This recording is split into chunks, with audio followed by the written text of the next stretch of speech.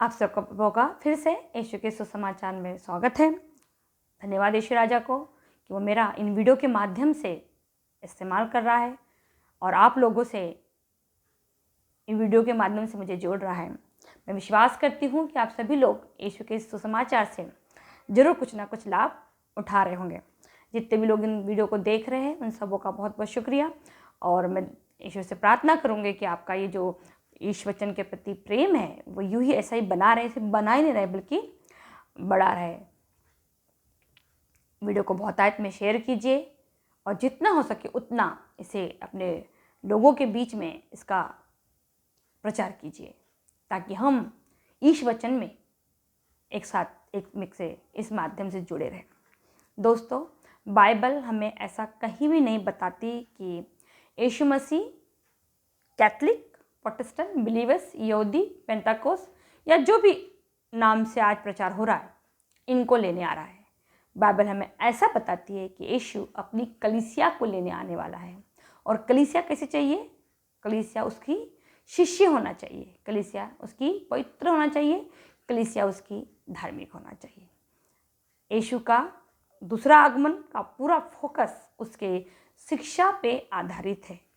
जैसे कि आप देखते हो बाइबल में यीशु मार्था मरियम दोनों बहनों में से मार्था और मरियम से कहता है, मार्था मार्था तुम संसार की बहुत सी चीज़ों के विषय में चिंतित रहती है, लेकिन मरियम ने सबसे उत्तम भाग चुन लिया है। तो दोस्तों, मरियम ने कौन सा भाग चुना था? जी हाँ, वो यीशु के चरणों में बैठ के यीशु की शिक्षा को सुन रही थी और उसे अपने जीवन में कहीं ना कहीं उतार रही थी। क्योंकि शिक्षा वही सुनने में इंटरेस्टेड होता है जो उसके हिसाब से आचरण करने में कहीं ना कहीं इंटरेस्टेड होता है। तो दोस्तों, आप और मैं या आप और मेरा जीवन क्या वाकई में यीशु की शिक्षा पर आधारित है? क्या आज हम नूह के परिवार के जैसे बनने के लिए कोशिश कर रहे हैं? क्योंकि दोस्तों, जब नूह का परिवार नूह के समय जल प्रलय आया था तब सिर्फ एक ही परिवार विश्वासी था, जबकि वो सारी जो वंशावली थी अगर आप देखोगे तो आदम से लेके नूह तक की वंशावली थी। यानी आदम के जितने भी बच्चे हुए होंगे उसके बच्चों के जो बच्चे होंगे उनकी पूरी वंशावली थी। और कहीं ना कहीं वो पूरे खानदान में से, घराने में से किसी एक व्यक्ति को प्रभु ने चुना था और वो नूह का है। तो एक ही आदमी के पूरे वो वंश थे और एक ही जमीन थी और एक ही परमेश्वर था, लेकिन उसके बावजूद भी लोगों ने क्या किया? अपना मनमाना जीवन जिया। और नूह का जहाज बनना शुरू होने के बाद उस वक्त नूह को प्रचार करना पड़ा। क्यों? क्योंकि वो अकेला था और कोई भी ईश्वर से उस वक्त तक संपर्क में नहीं आया था। किसी ने भी ईश्वर की आवाज़ या बातें नहीं सुनी थी सिवाय नूह के, इसलिए उसे प्रचार करना था। और वो 120 साल तक उसे प्रचार करना पड़ा। क्यों? क्योंकि 120 साल लगे उस जहाज को बनने के लिए। और इस 120 साल में हो सकता है कई लोगों की मृत्यु हुई, कई लोगों की जन्म हुए। ये सारे लोगों को चीज़ों को देखते हुए वो लोग इस बात पे विश्वास नहीं कर पाए कि अंतिम दिनों क्या होने आने, क्योंकि 120 बहुत बड़ा समय है। कहीं दोस्तों, आपका मेरा जीवन भी तो ऐसा नहीं, क्योंकि हमारे भी आजू बाजू में शादियाँ हो रही है, बच्चे जन्म हो रहे, मृत्यु हो रही है और हमारा जीवन जा रहा है। इसलिए हम उस नूह के जहाज का अंतिम दिन का सीरियसली नहीं ले रहे, क्योंकि 120 साल बहुत बड़ा समय है। लोग अपना पेशेंट खो देते हैं इंतज़ार में। तो दोस्तों, ज़रूर हमें इस बात पे विचार करना है कि क्या हमने सबसे उत्तम भाग मरियम के जैसा चुन लिया है? आज क्या हम तैयार हैं अभी से? नूह हमारे लिए, क्या वो नूह की जहाज बन के तैयार हो चुकी है और हम कभी भी उस जहाज में बैठने के लिए तैयार हैं? ऐसा हमारा जीवन होना चाहिए। इस संसार के लोगों का इस संसार के लिए अलग अलग टेस्ट मनी, मतलब डायलॉगबाजी में लोग बोलते हैं। लोग कहते हैं दिल हमेशा लेफ्ट में होता है लेकिन हमेशा सही निर्णय लेता है। दिमाग हमेशा बीच में होता है लेकिन हमेशा कंफ्यूज रहता है। आपने कई पहले जब हम लोग छोटे थे तो हम लोग जाते थे तो ऐसे पोस्टर हम लोग देखते थे जहाँ पे दिल बना है, उसके 2 भाग है, उसमें एक तरफ में शैतान खींच रहा है, एक तरफ में जीसस का फोटो है। और शैतान दिल को खींचते हुए दिखाई देगा और शायद यीशु नहीं करेगा आपको खींचने की कोशिश। यीशु बोलता मेरे को तुम स्वेच्छा से चुनो और मेरे पास तुम लोग आओ। यानी 50-50 का है। तो दिमाग हमें हमेशा कंफ्यूज करता है, इसलिए हमें दिमाग को कंट्रोल करना है, अपने दिमाग को स्थिर करना है। फिर कि जो दूर रहने से रिश्ते अच्छे होते हैं, लोग ऐसे बोलते हैं। और प्रभु क्या बोलते हैं? प्रभु कहते हैं यदि दूर रहोगे तो भुला दिए जाओगे। अब संसार बनाने वाले की सुने कि संसार की सुने, ये बहुत बड़ा पॉइंट है। क्योंकि यीशु हमें हफ्ते में एक ही बार दिखाई देते हैं। अगर हम एक पर्टिकुलर क्रिश्चियन है तो हम संडे को डेफिनेटली चर्च जाते ही जाते हैं। खुद के लिए ना जाए तो भी आजू बाजू को लोगों को दिखाने के लिए या एक समाज में शो पीस बनाने के लिए भी तो जाते ही जाते हैं।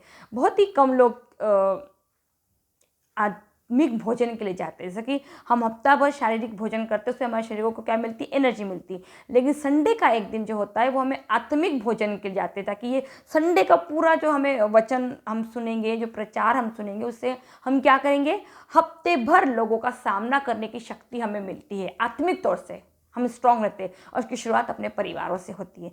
तो बहुत ही कम लोग आत्मिक भोजन करने के लिए संडे के दिन जाते हैं, क्योंकि बहुत से लोग आप चर्चों को लेकर इतने सीरियस भी नहीं है। वो मुड़ ही तो जाते, मुड़ तो नहीं जाते, कभी नींद है, कभी थकान है, अलग अलग आपको टेस्टमनी मिल जाएंगी, ठीक है। क्योंकि आज का इंसान हर वक्त पैसे कमाने के लिए इतना बिजी है, संसार में अपने आप को वो साबित करने के लिए, कि वो संसार बनाने वाले के पास जाना ही भूल गया, पहली बात। दूसरा, वो ये वचन भूल गया है। यीशु ने कहा है कि जो तुम्हारे शरीर को नाश कर सकते हैं उनसे मत डरो, किंतु उससे डरो जो तुम्हारी आत्मा को भी नाश कर सकता है, और वो हमारा स्वर्गीय पिता है। वो हमें अनंत जीवन देने की बात कर रहा है, और हम अनंत जीवन जीने का तो सवाल ही नहीं उठता, हम इस जीवन में भी उसे याद ठीक से नहीं कर रहे। तो चलिए दोस्तों, ये तो है सांसारिक बातें। अब आते हैं मेरे मेन वीडियो का जो मकसद है, मेन कंसेप्ट है, वो ये है कि क्या आपका और मेरा जीवन यीशु की शिक्षा पे आधारित है? क्या आज हम और आप एक कदम आगे बढ़े हैं एज ए क्रिश्चियन कलीसिया होने के नाते? क्या आप और मैं इस बात को लेके गंभीर हो चुके हैं कि हम सचमुच यीशु के सामने खड़े होने वाले हैं? क्या आप और मैं सचमुच इतने तैयार है कि हमें यीशु राजा अगर अभी लेने आए तो हम आनंद के साथ हाथ फैला के वेलकम कर सके उसका? क्या हमने ऐसा जीवन जिया है कि प्रभु ने कहा है कि एक उठा ली जाएंगी, एक छोड़ दी जाएंगी? तो क्या प्रभु अगर जब अपने लोगों को बिना तकलीफ के उठा लेना जाएगा अपनी कलीसिया को, उस कलीसिया में आपका और मेरा नाम कहीं है? क्या ऐसा जीवन आप और मैं जी रहे कि आपका और मेरा पूरा का पूरा जीवन इस संसार के जैसा ही है? क्योंकि संसार के समान जीवन जीना बहुत ही आसान बात है, क्योंकि सब एक में को देख के बोलते हैं ना। आपने देखे होंगे एक बंदर की कहानी में आपको बताती है, अगर एक बंदर ने एक बंदर जैसा देखता है वैसा करता है, ऐसा कहानी में आपको पता होंगी टोपी वाली की। बंदर सारे टोपी उसके लेके भाग जाते, और वो क्या करता, टोपी पहनता और वो टोपी नीचे पहन के फेंकता, तो बंदर ही फेंक देता। बंदर जैसा देखता है वैसा ही करता। तो आज की दुनिया भी सेम ऐसी ही है। सब एक दूसरे को देख के, एक दूसरे को दिखाने के लिए, क्योंकि वो घर बनाया तो मुझे भी घर बनाना, उसके पास ओप्पो का मोबाइल है तो मेरे पास वीवो का मोबाइल, कंपटीशन लगा है। दूसरों को हमेशा प्रूफ दूसरों को करना है, अपने आप को प्रूफ करने के लिए कोई भी यहाँ कुछ भी नहीं कर रहा। जो कर रहे हैं उन्हें ईश्वर देख रहा है, उन्हें ईश्वर जरूर आशीषित करेगा। तो यदि आप संत यूहन्ना का 15वां अध्याय पढ़ोगे, उसमें अगर 22वां वचन पे आप जाओगे, पद पे जाओगे, तो वहाँ पे यीशु की शिक्षा के बारे में बताया गया है। संत यूहन्ना का 15वां उसका 22वां वचन, यदि मैं नहीं आता और शिक्षा नहीं देता तो उन्हें पाप नहीं लगता। उस वक्त के हिसाब से यीशु बोल रहे हैं फरीसी शास्त्रियों को, यहूदियों को, जो उनकी शिक्षा सुनने के बाद में नहीं चाहते। अब वो उन्हें निकाल के आप अपने आप को डाल दीजिए। यदि मैं नहीं आता और शिक्षा नहीं देता तो हमें पाप नहीं लगता। हम कई सालों पहले क्रिश्चियन हैं, हमने यीशु को सुन लिया है, हम जानते हैं कि पाप नहीं करना है, हम जानते हैं कि यीशु के बताए रास्ते पे चलना है। ये सब जानने के बाद भी, यानी उसकी शिक्षा सुनने के बाद भी, सब जानकारी होने के बावजूद भी यदि हम पाप कर रहे हैं तो यीशु क्या करता? यदि मैं नहीं आता और उन्हें शिक्षा नहीं देता तो उन्हें पाप नहीं लगता। हम क्रिश्चियन नहीं होते, हमने यीशु की शिक्षा नहीं सुनी होती, तो हमें किसी प्रकार कोई पाप नहीं लगता। परंतु अब तो उनके पास अपने पाप का कोई बहाना नहीं है। दोस्तों, आपके और मेरे पास, जो अपने आप को सीना तान तान के कहते हैं ना हम तो क्रिश्चियन है, हम तो क्रिश्चियन है, उनके लिए है ये। परंतु अब तो उनके पास अपने पाप को कोई भी बहाना नहीं है। हम सब कुछ जानने के बाद भी अगर पाप कर रहे हैं, ईश्वर की सारी शिक्षा के जानने के बावजूद भी हमारा जीवन ईश्वर के चरित्र के समान चरित्र नहीं निर्माण कर रहे हैं, तो हमारा पाप क्या है दोस्तों? बना हुआ है। जो मुझसे बैर करता है वो बैर पिता से भी करता है। यीशु तो जो कौन बैर करता है? सिर्फ हम डायलॉग में बाजी में जरूर बोलते हैं कि हम बैर, लेकिन हम जब उसकी शिक्षा के खिलाफ आचरण करते हैं तब हम यीशु से क्या करते हैं? बैर करते हैं। इसका मतलब हम क्या करते हैं? अपने पिता से भी बैर करते हैं, क्योंकि पिता ने अपने पुत्र को भेजने का सबसे बड़ा मेन कंसेप्ट यही था कि वो अपने आप से अपने कलीसिया को, अपने बच्चों को मिलाना चाहता था। तो यदि आप यीशु की बताई हुई शिक्षा पे नहीं चलते, आपको सब कुछ पता होने के बावजूद भी, तो आप ना ही तो यीशु के हैं ना ही पिता के हैं। क्योंकि ये मैं नहीं कह रही, वचन कह रहा, जो मुझसे बैर करता है, मुझसे बैर करने का मतलब यीशु की शिक्षा से जो बैर करता है उसको। क्योंकि बहुत से लोग बोलते हैं यीशु की शिक्षा के समान आचरण कर दुनिया में करने वाला कोई नहीं है, सब नहीं है, लेकिन ऐसा नहीं है। ये दुनिया अभी भी टिकी हुई है। इसका मतलब अभी भी यीशु की शिक्षा पे जीवन जीने वाले लोग बचे हुए हैं। यदि मैंने उनके सामने वो महान कार्य नहीं किए होते जिन्हें किसी और ने कभी नहीं किया, तो उन्हें पाप नहीं लगता। इसका मतलब क्या है? जब हम बाइबल पढ़ते हैं, बाइबल पढ़ने के बाद जब हमें यीशु के महान कार्यों के बारे में मालूम पड़ता है और हम विश्वास करते हैं उस पर, तो वो कहता है हमें पाप क्या होता? नहीं लगता। जिन्हें किसी और ने कभी नहीं किया तो उन्हें पाप नहीं लगता। और मेरे पिता से बैर किया, परंतु अब तो उन्होंने देखकर भी मुझसे और मेरे पिता से बैर किया। मतलब हमने पूरी बाइबल पढ़ी, हमने सारे बाइबल की पिक्चर बना दी। कई ईस्टर को हम अपना क्या करते हैं? पिक्चर देखते हैं, हम क्रूस रास्ता अटेंड करते हैं, उसके बावजूद भी हमारा जीवन क्या है? बैर। हम उसके यीशु की शिक्षा से हमारा क्या है? बैर है हमारा। हम सब कुछ रीति रिवाज का पार्ट समझ के करते हैं, मिस्टर जग मनाते हैं, हम क्रिसमस मनाते हैं, लेकिन जो मेन कंसेप्ट है वो है यीशु की शिक्षा। उस पर हमारा कोई फोकस नहीं है। क्योंकि मैं फिर आपको बताना चाह रही हूँ, मैंने चारों गॉस्पल पढ़ा, चारों गॉस्पल में मुझे कहीं पर भी, या प्रेरित चरित्र मैंने पढ़ा, मैंने लेटर पढ़ा, मैंने प्रकाशित वाक्य पढ़ा, मैंने ये प्रेरित चरित्र पढ़ा, मैंने सब कुछ पढ़ा। पढ़ने में मुझे कहीं पर भी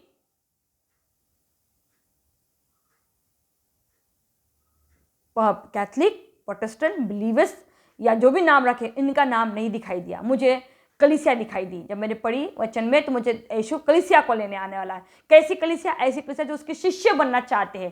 कैसी कलीसिया? जो उसके समान पवित्र है। कैसी कलीसिया? उसको धार्मिक है। ये पॉइंट है, ये मैंने पढ़ी, मैंने कहीं भी नहीं पढ़ा। इसलिए आप आपस में एक दूसरे से लड़ने झगड़ने के अलावा एक दूसरे से अपने आप को अलग कंपेयर करने से अच्छा है क्या आप और मैं यीशु की नज़र में एक अच्छा जीवन जी रहे? क्या वाकई में यीशु की नज़र में उसकी कलीसिया बनने लायक काम कर रहे हैं? ये हमारा मेन कंसेप्ट होना चाहिए आज। क्योंकि नूह का जहाज बनना शुरू हो चुका है। हमको नहीं पता वो 120 साल कब पूरे होंगे, हमको नहीं पता, लेकिन हम उसमें एंट्री करेंगे या नहीं करेंगे, इसका हमारे तैयारी होनी चाहिए। वो दिन कब अचानक से आ जाएगा वो हमको नहीं पता, हम उसके लिए तुरंत तैयार होना चाहिए। अगर दोस्तों आपका और मेरा जीवन यीशु की शिक्षा पे आधारित नहीं है, तो आप किसी भी कलीसिया के मेंबर क्यों नहीं है, इससे कोई फर्क नहीं पड़ता, कोई फर्क नहीं पड़ता। क्योंकि मैंने चारों गॉस्पेल में खटखटा के मैं 10 बार, 20 बार, 30 बार पढ़ा, मुझे कहीं पर भी बाकी के नाम नहीं दिखाई दे सिवाय कलीसिया के, शिष्य के, पवित्रता के, धार्मिकता के। यही पॉइंट मुझे यीशु ने बताए। इसकी तो कोशिश आपको और मुझे यही करना है कि अब हमें कैसा जीवन जीना पड़ेगा? ऐसा जीवन जिसमें यीशु की शिक्षा आधारित हो, ऐसा जीवन जो लोगों की नज़र में चाहे में भी गलत हो सकता है, लेकिन यीशु की नज़र में वो सही हो। क्योंकि जो नूह के समय के लोग थे वो नूह को पागल बोलते थे, क्योंकि वो एक अलग प्रकार का जीवन जी रहा था उन सब बाकी लोगों की तुलना में। वो शादियाँ कर रहे थे, वो खाना बना रहे थे, पार्टियाँ कर रहे थे, नाच रहे थे, गा रहे थे, दारू पी रहे थे, हर वो चीज़ जो इनको इंजॉयमेंट के लिए लग रही थी वो सब कर रहे थे। और नूह इसके विपरीत था, वो प्रार्थना कर रहा था, वो नूह का जहाज का निर्माण कर रहा था, वो प्रचार कर रहा था। कितना अपोजिट जिंदगी है। तो उसको लोग पागल बोलते थे। तो मे भी जब आप ईश्वर की शिक्षा के हिसाब से जीवन जियोगे तो लोग आपको कुछ अलग तरीके से इंट्रोडक्शन कर सकते हैं, उससे कोई फर्क नहीं पड़ता। आप प्रभु से पूछिए कि प्रभु क्या मेरा जीवन आपके हिसाब से सही है। वचन आपसे बात करते, आपके शब्दों के ही द्वारा आपका चरित्र निर्माण होता है। और आप जब बुरे परिस्थितियों में भी सही डिसीजन लेते हो, ठहराव के साथ डिसीजन लेते हो, तभी आप एक सही क्रिस्टियन कहलाते हो। क्योंकि बुरा समय आएगा, ये बुरा समय ही है। प्रभु ने जो बुरे अंतिम समय तक धैर्य के साथ मेरा इंतजार करता रहेगा, वो मेरी कलीसिया कहेंगे। प्रभु बड़े दुख के साथ ये सवाल भी बोलते हैं कि क्या जब मैं आऊँगा तो वो विश्वास अपने लोगों में पाऊँगा। मतलब यीशु भी कंफ्यूज है, यीशु को भी पास कंफ्यूज नहीं, उनको भी डाउट है कि क्या मैं जाऊँगा तो मेरे बच्चे में वो विश्वास मिलेगा, क्या मेरे बच्चे वो विश्वास के साथ मेरे सामने खड़े रहेंगे, क्या मेरी भेड़ें मेरे सामने रहेंगे। क्यों प्रभु हमेशा भेड़े बोलता, बकरी नहीं बोलता। आपने कभी सुना, सोचा कि वचन में मतलब भेड़े, मेरी भेड़े मुझे जानती है, वो मेरा आवाज़ जानती है। भेड़ों का इस्तेमाल किया, बकरी का नहीं। क्यों?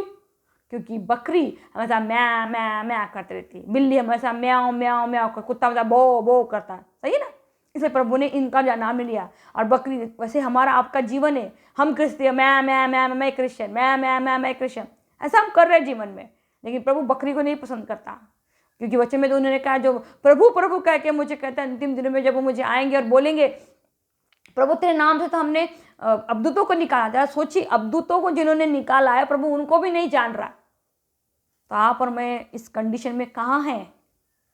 एक एक एक सुबह एक टाइम का प्रार्थना, एक टाइम का बाइबल पढ़ लेने से या थोड़ा बहुत दान देने से क्या हम परफेक्ट एक क्रिश्चियन बन जाएंगे? नहीं दोस्तों, आपको और मुझे अगर एक सचमुच एक अच्छा क्रिश्चियन बनना है तो हमें अपना जीवन यीशु की शिक्षा के अनुसार जीना होगा।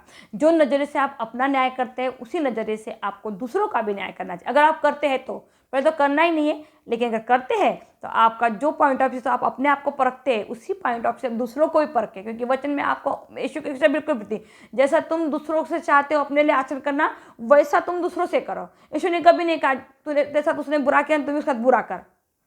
वो बोले तुम जैसा चाहते हो ना वैसा तुम दूसरों से पहले करो, फिर वो अपने आप तुमको करें। यीशु ने कभी भी किसी दूसरे को सिखाने के लिए कहा ही नहीं। उसकी शिक्षा पर्टिकुलर एक व्यक्ति के लिए है। ये जो गॉस्पल या हम जो पढ़ रहे हैं ना, ये हमारे लिए है, एक दूसरों के लिए नहीं है। आज बहुत बड़े आप देखिए यूहन्ना बपतिस्मा का जीवन देखिए, उसने पश्चाताप का प्रचार किया, उसने कोई चमत्कार नहीं किया, फिर भी नबी बना।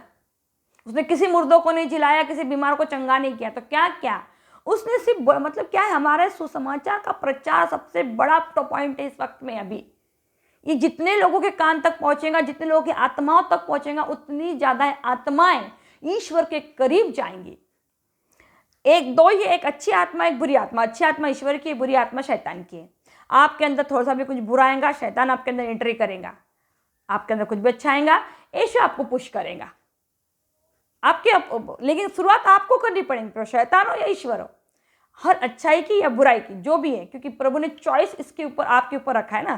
जैसे आजकल हम टीवी में बोलते अपनी जिंदगी अपने मन से जियो, आप जी सकते हैं, प्रभु आपको मनाही कभी नहीं करेगा, क्योंकि उसने सब कुछ अपनी तरफ से कर दिया। उसने अपना इकलौता एक बेटा आपको दे दिया, आप उसको देने के लिए आपके पास बचा ही क्या है। उसके बाद भी कई लोग मांग ही रहे, प्रार्थना में मांगते ही रहते, थकते ही नहीं। कैसा जीवन हम लोग आप और मैं जी रहे हैं, जिसमें सिर्फ प्रभु से मांगना मांगना मांगना है। अगर मांगना ही है दोस्तों तो पवित्र आत्मा मांगो, जो आपको ईश्वर के योग्य बनाए, आपको यीशु के सामने खड़े होने योग्य बनाए, आपको और मुझे। यीशु आपके भविष्य में, आपके फ्यूचर में, अपने भूतकाल में, आपके भूतकाल में आपके जो भी पाप गुनाह हुए उन सबको क्षमा यीशु के नाम से आपको मिलती है। लेकिन आपका फ्यूचर पवित्र आत्मा डेवलप करता है। उससे मदद मांगिए कि आने वाला फ्यूचर पवित्र आत्मा से परिपूर्ण, आने वाला समय पवित्र आत्मा में सिखाए, समझाए, हमें पवित्र आत्मा के वरदान हमारे अंदर आ जाए, ताकि हम यीशु के सामने खड़े होने योग्य बन जाए। हमारा पिता हमसे क्या चाहता है? एक अच्छा मन, एक अच्छा जीवन। हम सब एक बात जानते हैं कि हमारे पूर्वज मर गए, हमारे सामने कई डेथ होगी, उनकी मृत्यु से हमें पता चल गया कि हमारा ये परमानेंट जगह नहीं है। हमें जाना ही है, तो उसे डर डर के क्यों ये करना। लेकिन ये बात भी सच है, जब तक हम जिंदे हैं तभी हम परमेश्वर के भी काम किए, अपने भी काम किए, क्योंकि हम अपने जीवन को सुधार सकते हैं और एक मौका दे सकते हैं। दूसरी सबसे बड़ी बात, आपका और मेरे किसी की भी मृत्यु प्रभु नहीं चाहता, इसलिए वो हमें और जीवन देता, ताकि हम पश्चाताप करें और परमेश्वर के कहाँ जाए, चरणों में आ जाए। दोस्तों, अपने स्वर्गीय पिता की स्तुति आराधना करना सीखिए। अपने पिता को क्या पसंद है वो करना चाहिए सीखिए, क्योंकि अब कैसा हो गया ना, मतलब आजकल के बच्चे हम बोलते हैं ना, माँ बाप बोलते हैं आजकल के, अब हमारा बच्चा नहीं सुनता तो हमने छोड़ दिया। सेम अब स्वर्गीय पिता ने भी ऐसा, मेरे बच्चों को मैंने अब छोड़ दिया। अगर वो चाहते हैं कि मुझे मेरे पास आना तो मेरी आज्ञा को मानेंगे, अगर वो चाहते हैं कि संसार में अपना एक इंजॉयमेंट का जीवन जिए तो वो जी सकते हैं, लेकिन अंत में न्याय उसके हाथ में है, इसे तैयार रहिए। जितना स्वर्ग सच्चा है उतना नर्क भी सच्चा है। यदि स्वर्ग में आपको एक अच्छा आनंदमय जीवन मिलने वाला है, इसमें ना भूख, ना बीमारी, ना गरीबी, ना बुढ़ापा, ऐसा है, तो नर्क में आप 24 घंटे कहराते चिल्लाते रहेंगे अपनी ऐसा सिर्फ नहीं कि नर्क में आपको डाल दिए, वो नर्क का तकलीफ आपको महसूस होने वाला है, वो आत्मा में तकलीफ आप भोगोगे, सिर्फ शरीर नहीं होगा लेकिन तकलीफ सेम होगी।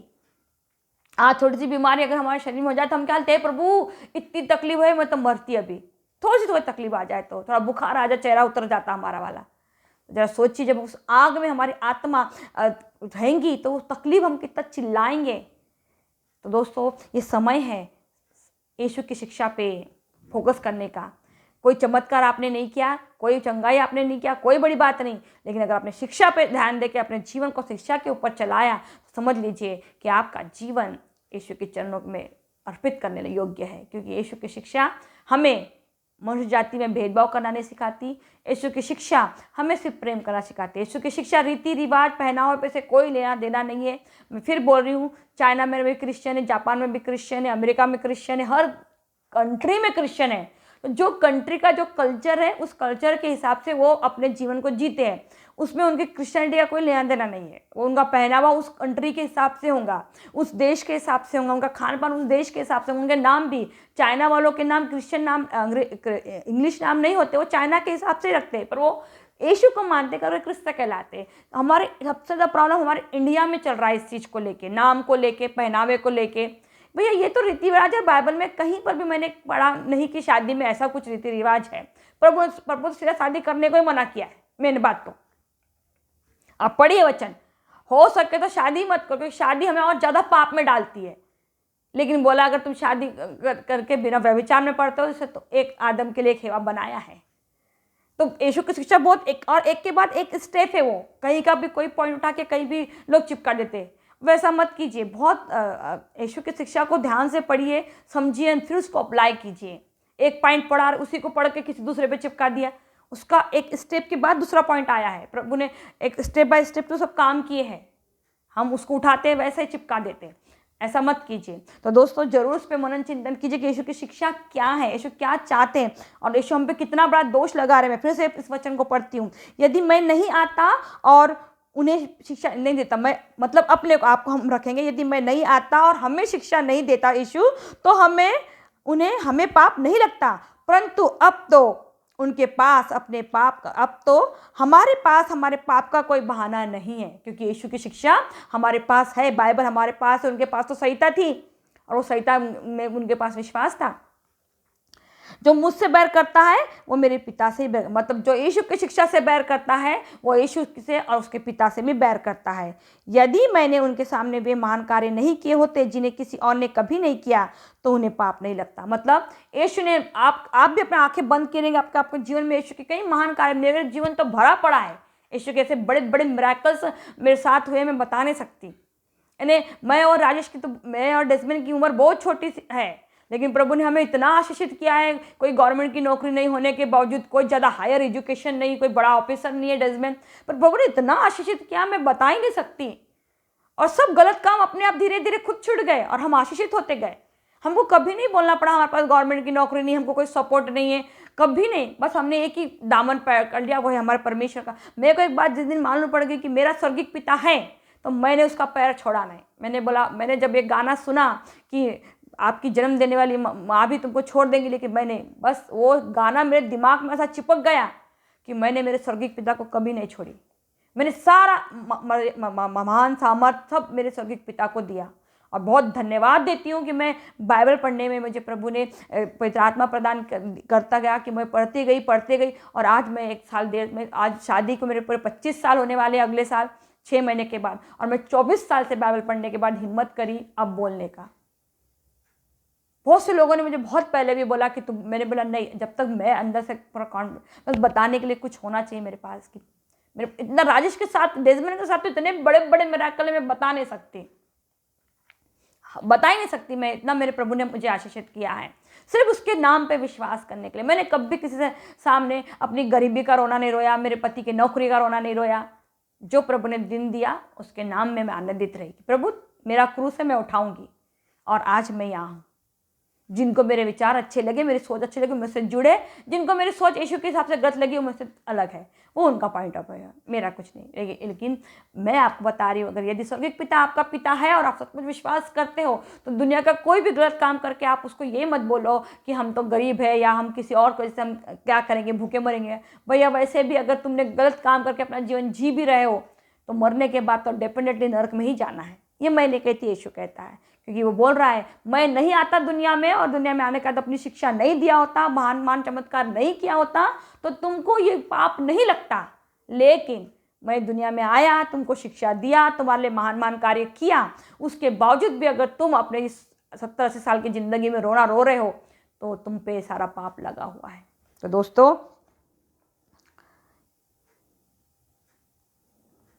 इसलिए दोस्तों, बाइबल की सबसे मेन जो कंसेप्ट है अब हमारे जीवन में, वो है यीशु की शिक्षा। अब हमें आपको और मुझे इस पे ध्यान देना होगा। तो दोस्तों, मैं मानती हूँ या विश्वास करती हूँ कि आप ज़रूर मेरे इन वचनों से आशीषित हो रहे होंगे। और अब ना मीठा सुनने से थोड़ा स्ट्रॉन्ग, कड़क सच सुनने की आदत डालिए और सच बोलने की आदत डालिए, क्योंकि प्रभु जब न्याय करेगा तो रंग रूप देख के, आपका इंग्लिश नाम देख के या आपका रीति रिवाज देख के नहीं करेगा। वो तो अपनी कलीसिया को लेने आने वाला है, और उसकी कलीसिया के सिर्फ 3 ही पॉइंट है। उसकी कलीसिया उसकी शिष्य होना चाहिए, उसके लिए आपको उसकी शिक्षा पे चलना पड़ेगा। उसकी कलीसिया पवित्र होनी चाहिए, उसके लिए आपको पवित्र आत्मा मांगना पड़ेगा। उसकी शिक्षा, उसकी कलीसिया धार्मिक होनी चाहिए, और धार्मिकता आपको कहाँ से आएंगी? यीशु से आएंगी। तो दोस्तों, जरूर इस पर मनन चिंतन कीजिए, अपने जीवन को सरेंडर कर दीजिए, परमेश्वर के हाथ में दे दीजिए। जैसा वो चाहता है वैसा उससे वो चलाए, ऐसा आप कहिए। एक कड़क प्रार्थना कीजिए, प्रभु सब कुछ तेरे हाथ में है, तू चाहता है वैसा ही हमारे जीवन में हमें पवित्र आत्मा प्रदान कर, ताकि वो हमें शुद्ध करे, पवित्र करे, ताकि हम तेरे पुत्र यीशु के सामने खड़े होने योग्य बने। चलो आइए दोस्तों, एक छोटी सी प्रार्थना से हम अपने इस वीडियो को समापन तक ले जाएंगे। हे मेरे स्वर्गीय पिता, तू अद्भुत है, दयालु है, शक्तिमान पिता है। प्रभु तू वो एनर्जी है, वो पावर सिस्टम है प्रभु, जिस पावर को ना ही तो किसी ने देखा है, ना उसकी पावर को समझ सकते। प्रभु वचन हमें कहता है कि तू सूरज के भी तप से भी कई ज़्यादा तप पिता है। ऐसी एक एनर्जी, ऐसी एक शक्ति जो इतनी पवित्र, इतनी आध्यात्मिक है, जिसके बारे में एक साधारण मनुष्य कभी नहीं जान सकता। लेकिन फिर भी तूने चाहा कि हम तुझे जाने, इसलिए तूने एनर्जी के रूप, पहचान के रूप में अपने पुत्र यीशु को हमें प्रदान किया, ताकि हम तेरे उस प्रेम को, तेरे उस रूप को, तेरे उस गुणों को जाने और तेरी संगति में आए, ताकि हम भी तेरे दत्तक पुत्र पुत्रियां बन जाए और तेरे उस राज्य में प्रवेश करें, जहाँ जो राज्य अदन की वाटिका में खत्म हो गया आदम के उस फल खाने से। मेरे स्वर्गीय पिता, अपने बच्चों को आशीषित कर, पवित्र आत्मा प्रदान कर, वो हमें सहायता करे, हमें योग्य बनाए कि हम तेरे पुत्र यीशु के सामने खड़े होने हो सके। प्रभु जो भी लोग ये वीडियो सुनते हैं, प्रभु देखते हैं, जो नहीं भी देखते, उन सबों के लिए प्रार्थना करती हूँ प्रभु कि उन्हें तू पवित्र आत्मा प्रदान कर, ताकि वो अपना जीवन तेरे सामने, तेरे चरणों में सरेंडर करे, और पवित्र आत्मा उन्हें सिखाए कि सचमुच तुझे क्या पसंद है। ये अपनी सारी प्रार्थनाएं, सारे निवेदन प्रभु तेरे पवित्र चरणों में डालती हूँ, तेरे एकलौते प्रिय पुत्र यीशु के नाम से, जो हमारा मुक्तिदाता, उद्धार करता है, यीशु मसीह के नाम में, आमीन।